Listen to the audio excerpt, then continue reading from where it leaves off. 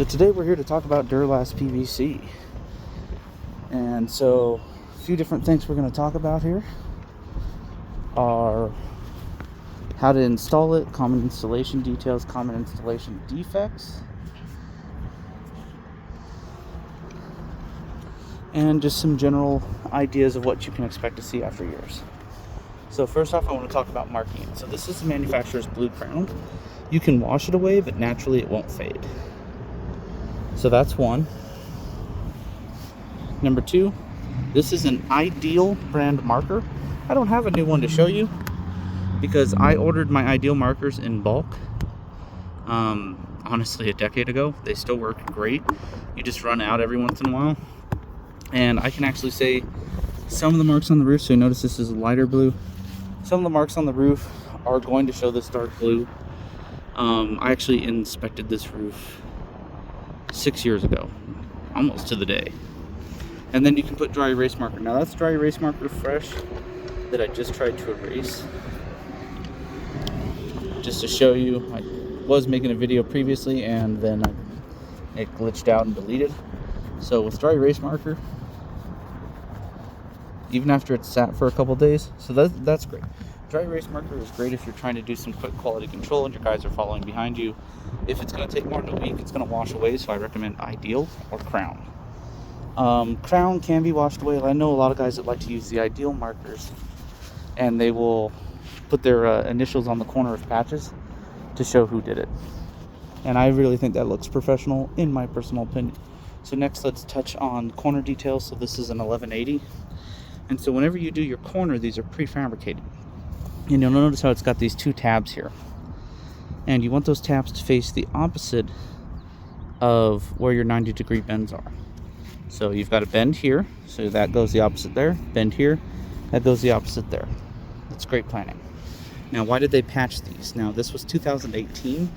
There was an error where pretty much every single, you can see the air wrinkle right there. Little air pocket.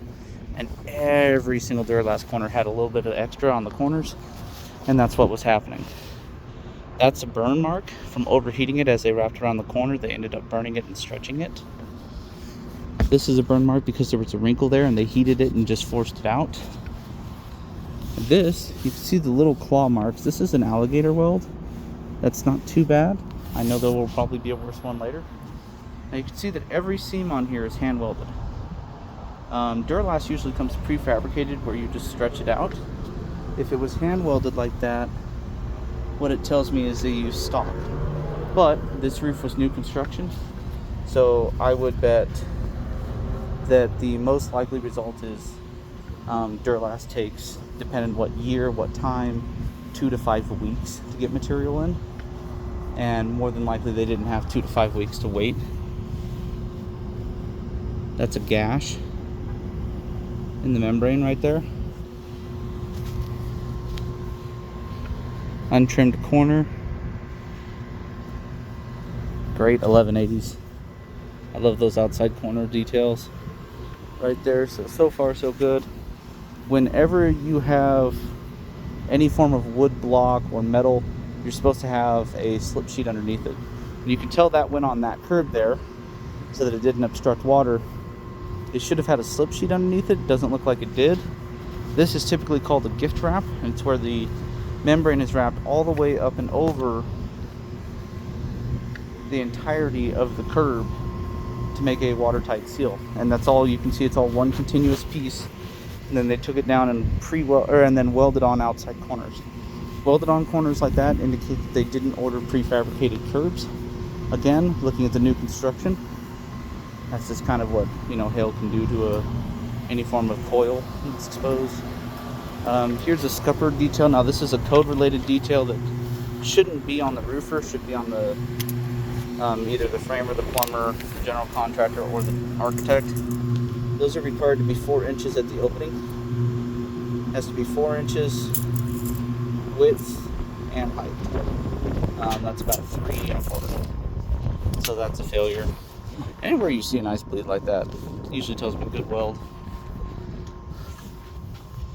Just caulked over it.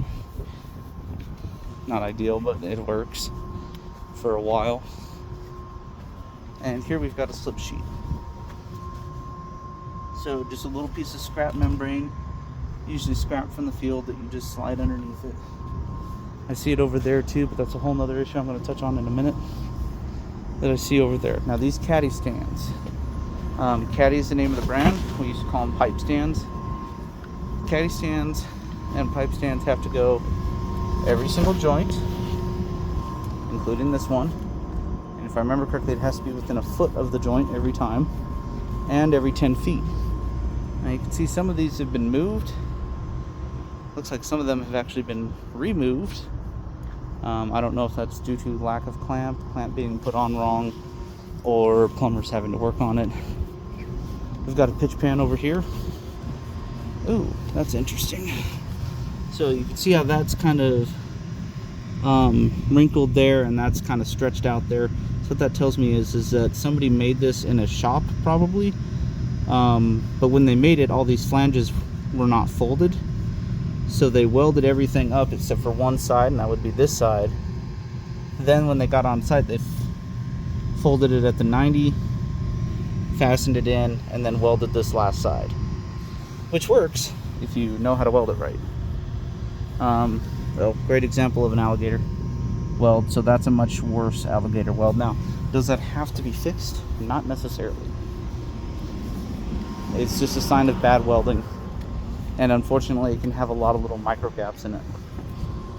This is a membrane vent, so you can see it's mechanically attached. This lets the pressure inside the building dissipate and allows the membrane to breathe. Now this roof was put on in 18, so then the standard should have been probably 10 feet from the corners in the center of between two sheets. And now they have more precise instructions about based on drainage and all that. But when you look at what a cluster the roof is up here, this was probably the best spot to go in between that curb, that wall, that curb.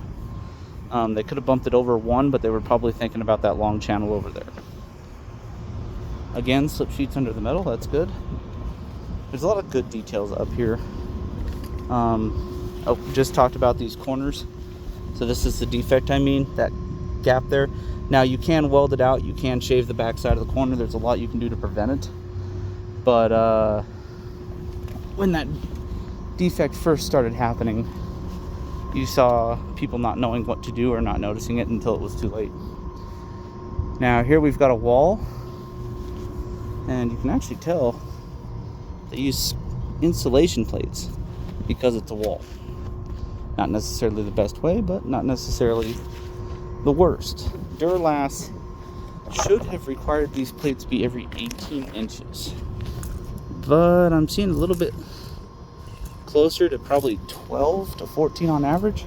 So that tells me this was installed with wind in mind. Now you'll notice something. Notice the face of this versus the face of that. This is upside down. Tan membrane for DuroLast was installed upside down. And that's intentional. That's the way they want you to do it. I've heard a couple different reasons why, but most of them are just theories. So, I don't know if you could see it from, yes, you can see it through the camera. So you can see the shiny spots. And so what happened here is when they welded the membrane, they either burnt it or it had a cold weld. That one had a heat wrinkle, so they heated the surface of the membrane and welded it over. Now when it's first done, it might be a little harder to see. Now you can see it all over. So that's actually a burn mark that they covered with an even worse burn mark. So those should have been patched when they were installed. Now here is an example of how to do a outside corner wrong, but given the difficulty of it, they probably weren't sure how to do it right. And so, let's see if I can use a tape measure to show you. So because we have a sharp bend here and here, those tabs should have gone here and here and here, ideally. You can also see the black singe marks from it being burned. I'm going to be honest, this is a sharp angle here, and so that's probably what created this issue. Is most people don't know how to walk steep PVC, and so there's actually a trick, and I wish I had some scrap membrane to show you. Let's see what this see, this is why I hate these pitch gauges. There we go. So that's about right. So I'm going to apologize. I don't know where I hit this pause button. So I'm not sure what all was missed. You know, pitch pan, they went up an inch. That's great. Caddy stands go every 10 feet and every joint. Overall, this would look like a great roof if not for the grease cleaners, which are clearly using the power washer to spray it and then not putting things back properly. We've got the upside down tan DuroLast, which was intentional. I know what was missed, at least in part, is me talking about welding. So we've got burn marks here. We've got that air gap there I talked about. But overall, when you see a nice solid bleed like that, you don't have to sit there and probe the whole roof. Instead, you would just aim for areas like this. Now, why that looks so bad, but it's not, it's because of the 1/8 quarter rule. And I know, I'm pretty sure that just got missed. So when you're welding, you want to hold back a sheet from the top one 1/8 of an inch. That's to allow room to weld, room for expansion and contraction, and room to probe. Because the way this was welded, it's actually hard to probe. If you're going to extend past it, you go past a quarter. Otherwise, if they extend on top of each other like that, it can be very, very difficult to properly roll in or to properly inspect. You see how I'm trying to inspect that top one, and it keeps trying to slide down to the bottom. That makes it very difficult. You know, I already actually probed all this, so I already know, but this is what you're looking for. So it's got no weld there, so these are the areas that you really need to probe.